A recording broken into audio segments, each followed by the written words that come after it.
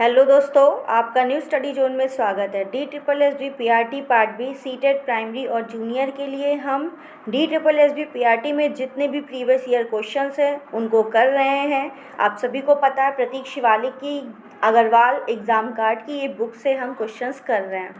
I hope सभी को video अच्छी लगे तो सभी लाइक करें, शेयर करें। चैनल पे नए हैं तो सब्सक्राइब ज़रूर करें, बेल आइकन को प्रेस करिए ताकि नोटिफिकेशन मिलता रहे। तो 140 तक क्वेश्चन हम कर चुके हैं। आज हम 141 से शुरू करते हैं।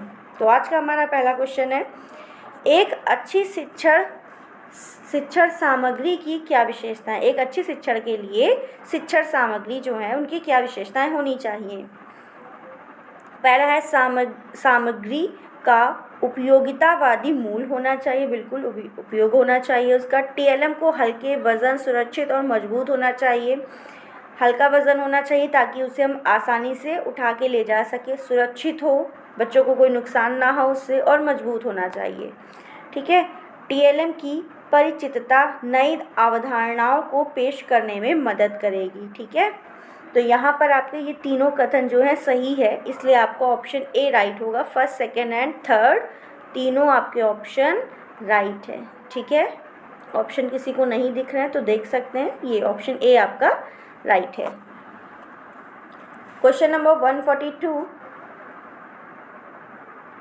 कह रहा, निम्नलिखित में से कौन सा अधिगम केंद्रित शैक्षिक अभ्यास को अपनाता है। 142 नंबर क्वेश्चन का आपको बताना है। ठीक है। अधिगम केंद्रित शैक्षिक अभ्यास को अपनाता है। पहला है ऑन साइट फील्ड अनुभव,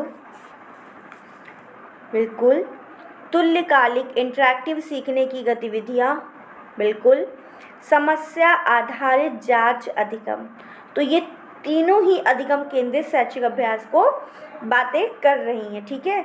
तो यहाँ पर जो ऑप्शन आपका राइट होगा तो वो होगा फर्स्ट, सेकेंड एंड थर्ड। देखते हैं, यहाँ पर थोड़ा ऑप्शन में मिस्टेक हो गया है। ठीक है, इसको आप हटा दीजिए तो आपका ऑप्शन ए राइट है। ठीक है। इसमें सेकंड थर्ड होगा या थर्ड फर्स्ट होगा, जो भी है। ठीक है, लेकिन आपके ये तीनों कथन सही हैं। ठीक है। नेक्स्ट, शिक्षण सीखने की प्रक्रिया की समस्या समाधान पद्धति में शिक्षक की क्या भूमिका है। समस्या समाधान में शिक्षक की भूमिका क्या है, ये पूछ रहा है।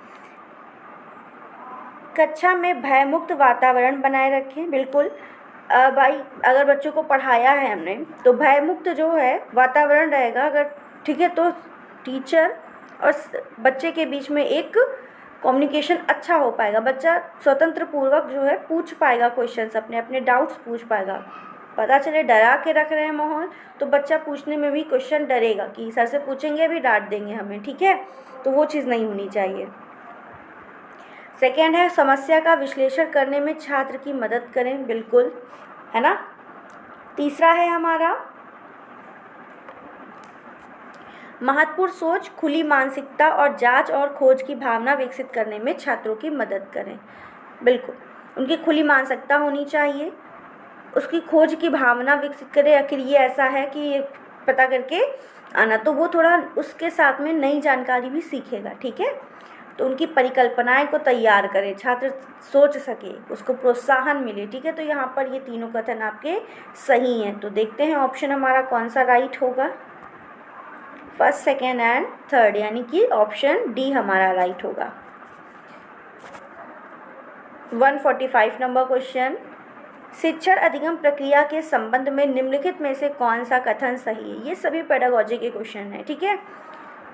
शिक्षण अधिगम प्रक्रिया में के संबंध में निम्नलिखित में से कौन सा कथन सही है। शिक्षक केंद्रित कक्षा में छात्र सक्रिय शिक्षार्थी होते हैं। अब बताइए, शिक्षक केंद्रित कक्षा है उसमें छात्र सक्रिय शिक्षार्थी होते हैं, ये सही बात है या गलत है, बताइए। आपने पढ़ा होगा ना शिक्षक केंद्रित, और उसमें क्या होता है। तो शिक्षक केंद्रित कक्षा में जो है छात्र सक्रिय नहीं होते हैं, निष्क्रिय होते हैं। शिक्षक आता है, पढ़ा के चला जाता है ना।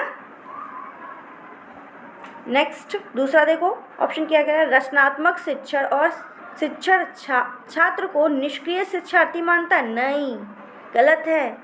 रचनात्मक जो शिक्षण है वो शिक्षक छात्रों को जो है सक्रिय शिक्षार्थी मानता है और शिक्षक छात्रों द्वारा ज्ञान निर्माण की प्रक्रिया को सुविधाजनक बनाता है।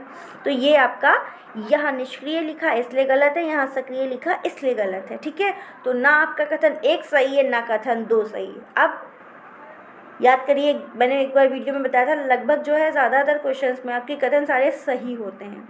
तो यहाँ पे थोड़ा सा आपको निगेटिव वर्ड दिख गए ना, तो कथन गलत, इसको गलत करने के लिए आपको क्या ज़्यादा पढ़ना था? नहीं, आराम से आप क्वेश्चन पढ़ के ही बता सकते हैं, है ना।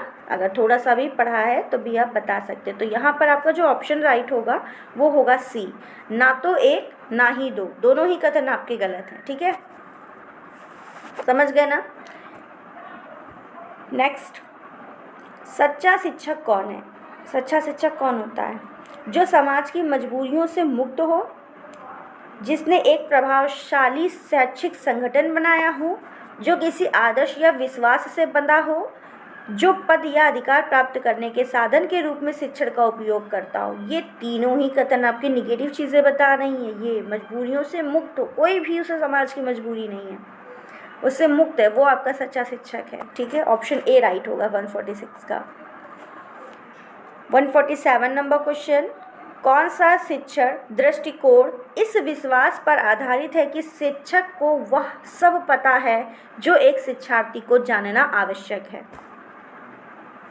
ये किस पर आधारित है? ये बोल रहा किस दृष्टिकोण पर आधारित है? निर्माणवादी दृष्टिकोण, शिक्षक केंद्रित दृष्टिकोण, विषय केंद्रित दृष्टिकोण या शिक्षार्थी केंद्रित दृष्टिकोण? हम ये मानना है कि शिक्षक को वो सब पता जो शिक्षार्थी जानना चाहता है। तो ये किस पर आधारित है? तो ये आपका शिक्षक केंद्रित दृष्टिकोण पर आधारित है। इस दृष्टिकोण में शिक्षक को छात्र से पूर्ण आज्ञाकारिता की उम्मीद होती है कि शिक्षक जो चाहता है कि बच्चे बोले कि हमें मेरे सर जी को सब आता है। तो ये शिक्षक केंद्रित दृष्टिकोण है। ठीक है, तो ऑप्शन बी आपका राइट है। Next 148 number question, BF Skinner द्वारा संचालित संचालक के बारे में निम्नलिखित में से कौन सा कथन सही है?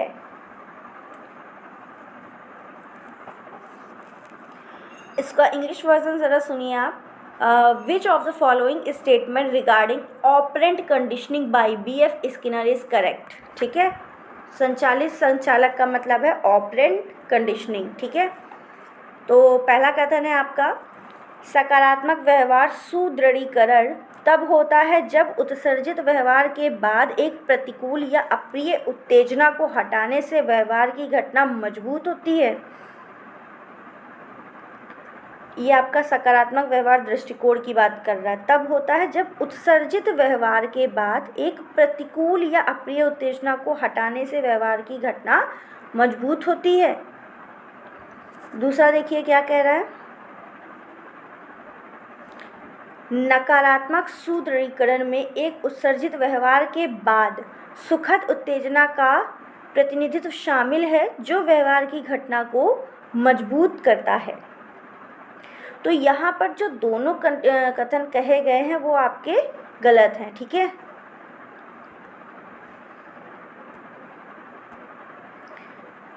अब क्यों? तो ना तो एक है ना तो दो। ठीक है, कथन जो है आपका ना तो एक और ना तो दो, दोनों ही आपके यहाँ पर गलत हैं। अब देखो होता क्या है, सकारात्मक सुदृढ़ीकरण में किसी परिणाम को दोहराने के लिए जोड़ी जाने वाली एक क्रिया होती है तथा नकारात्मक सुदृढ़ीकरण परिणाम को दोहराने के लिए हटाई जाने वाली क्रिया होती है।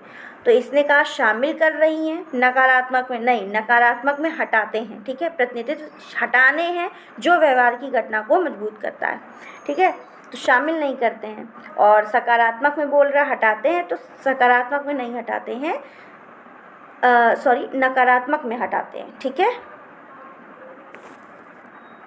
नेक्स्ट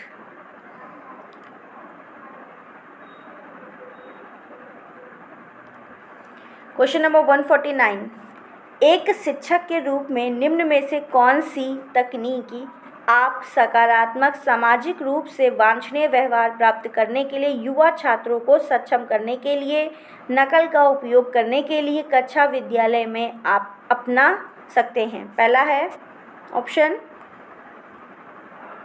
जब कोई भी छात्र सकारात्मक व्यवहार का अनुकरण करता है तो उसे पहचानने की कोशिश करें और उसे दोहराने के लिए प्रोत्साहित करने वाली मौखिक प्रशंसा प्रदान करें। ठीक है, पहला कथन ये। दूसरा कथन सुनिए, छात्रों को इतिहास और सामाजिक विज्ञान पढ़ाते समय हमेशा छात्रों द्वारा नकल के लिए महत्वपूर्ण पात्रों के सकारात्मक पहलुओं को उजागर करें। तो 148 का जो राइट आंसर आपका होगा वो है ऑप्शन ए। केवल 2 जो है वो कथन आपका सही है। ठीक है, सॉरी,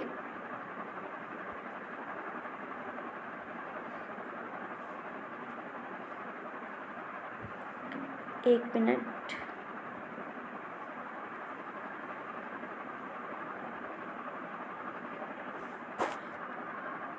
वन 149 का जो राइट आंसर है वो है आपका सी। दोनों कथन आपके क्या हैं, सही हैं। इतिहास या सामाजिक विज्ञान उसको पढ़ाएंगे तो छात्रों को नकल के लिए महत्वपूर्ण पात्रों के सकारात्मक पहलुओं को उजागर करें। जो आपके महत्वपूर्ण पात्र हैं उनके सकारात्मक चीज़ों को बच्चों को बताएं इतिहास या सामाजिक विज्ञान बताने के लिए। ठीक है, और दूसरा क्या कह रहा था, जब कोई भी छात्र सकारात्मक व्यवहार का अनुकरण करता है तो उसे पहचानने की कोशिश करनी चाहिए और उसे दोहराने के लिए प्रोत्साहित या प्रशंसा मौखिक करनी चाहिए। वाह, तुमने बहुत अच्छा किया, ऐसा तुम फिर से करो। ठीक है, जब वो सकारात्मक व्यवहार कर रहा हो। नकारात्मक होता है तो डांट के हम उसे चुप बैठाल देते हैं। ठीक है, तो आपका यहाँ पर दोनों कथन सही हैं। एंड लास्ट क्वेश्चन 150, डैश को शिक्षार्थी के व्यक्तित्व और संज्ञानात्मक व्यवहार के बीच एक कड़ी माना जाता है। किसको माना जाता है, सीखने की शैली को, अनुभव को, प्रेरणा को या सीखने की स्थिति को। तो यहाँ पर सीखने की शैली जो है इसको शिक्षार्थी के व्यक्तित्व और संज्ञानात्मक व्यवहार के बीच की कड़ी मानी जाती है। ठीक है, तो यहाँ पर राइट आंसर है ऑप्शन ए। आई होप आप सभी को ये वीडियो पसंद आई हो। वीडियो अच्छी लगी है तो सभी लाइक करें, शेयर करें। चैनल पे नए हैं तो सब्सक्राइब ज़रूर करिए, बेल आइकन को प्रेस करिए ताकि आपको हमारी आने वाली वीडियो का नोटिफिकेशन मिलता रहे।